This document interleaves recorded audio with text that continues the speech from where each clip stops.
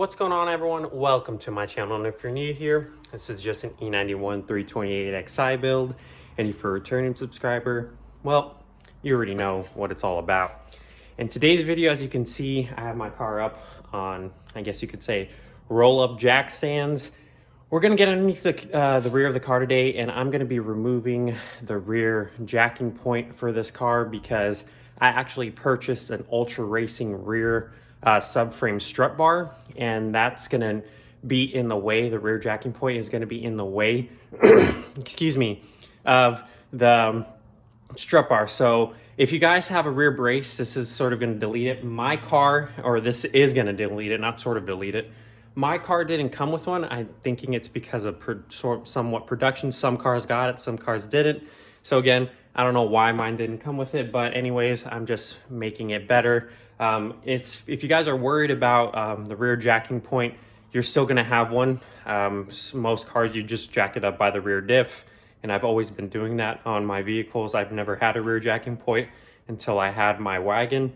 So you can still jack it up with the diff, so don't worry about having no rear jacking point. You could still use that there. But let's get underneath the car so I can show you what we will be removing today. So here is the rear jacking point. This is what's gonna have to be removed. Let me see if I can get underneath here. It's not gonna be very difficult to remove it. Right here are the 4 bolts. So you can see right here, 1, 2, and then over on the other side, 3 and 4. With the evap line, I'm not really concerned about it because I can just unclip it from these clips, and then I can just use because the strut bar is going to connect from right here to right here, so it's not going to be an issue with installing that. I'm just going to use zip ties to still hold this down to the strut bar when it's connected. It's going to be following the lines of this. The difficult part of this is trying to get up underneath here to remove these bolts. I should be able to get a wrench underneath here. Sorry if you guys can't see. I should be able to get a wrench underneath here to remove this. And of course, since the evap line is in the way, I can just unclip it and try to reach up in here. I'm thinking I can go from back here or still go from up in here and just start to slowly remove it. I think there's holes right here as well. So I'm just sort of thinking out loud, but I will show you guys the process of what I will be doing in order to take this off. Here are the tools that you need in order to remove the rear jacking point. Well, to do the whole strut bar install. These are all the tools. If you do not have the rear jacking point in your car, then just don't worry about the next thing that I'm about to say. These are 16 millimeter bolts. So you're gonna need a 1/4 size with a 16 millimeter socket. And then you're going to need a 3/8 ratchet to break it loose. You can use a torque wrench, but I just like using this one. This one's really, really beefy, so I have more options to attach a bar and mess around with it in order to break it. And you're going to need the torque wrench to tighten down the subframe bolts back again, which is 143 Newton meters or 106 foot-pounds of torque. And I like saying that because obviously car talk anyways. So I do have a conversion because my torque wrench is a 1/4 size socket, and I'm going to need a 3/8 socket, so I have that. And then you're going to need an E18, or this is 16, and then you're going to need the E18 right here for the subframe bolt removal. So let's get to it. So as you can see, it's a new day because I was prepping. I already have the rear jacking point off. It was fairly easy to get off, but maneuvering the bolts on the driver's side was a little bit difficult. I will get underneath the car and show you. Right now, I wasn't able to get it, so I do apologize. Because as you can see right here, these are where the bolts feed through for the rear jacking point. And they were hitting the subframe right here. But on the passenger side, it was way easier. And since with this evap line, it did connect to the jacking point, as you can see, I just put a zip tie right there. And since this line is pretty hard, it's not moving. It would just be as loose as if it would be on the evap line. So I don't know if I'm going to attach this to the strut bar. But now, next thing on the list, you're gonna need an E18 torque socket. And I do have the diff supported by a jack, just in case. I don't want anything. I know that there's more to it, to releasing the diff, so I just wanted to get these pieces and make sure they're secure. I'm just going to put some tape right here just in case if this falls, which I highly doubt, but I'm just going to put tape right here and right here so it could stay up while I remove this. And then let me show you the strut bar really quick, as it's right here. Finally arrived. I'm super happy about it. As you can see here, it should fit up. And let me just do a mock test fit again for you guys. So let's get underneath the car. And this is gonna fit for any model. So whether you're all-wheel drive or rear-wheel drive, 325 to all the way to 335D. So let me just test fit this for you guys. And this is going to tie the subframe in. So as you can see here, it fits, but of course you're gonna need to remove that jacking point, and it's not hitting my exhaust. There's so much room in between here and the exhaust, and obviously this is just with the plastic and it's not fully seated properly, but it's gonna seat very, very well when I take it out of the plastic. So let's get to it. So as you can see here, I have both bolts out, and putting the tape did help from this, keeping it a little bit up. I know it is, you just have to force it up when you do put the strut bar in, but the other one held up, as you can see over there. I'm pretty sure those would have fallen because they are spacers to hold, to put force on the subframe evenly. So I'm going to install the strut bar right now. And of course, as you see here, if you need to know, verify how to keep the subframe up, just have a block of wood on my jack, and I've jacked it up. It's holding up just fine, so I'm very happy with that. So let's install the strut bar.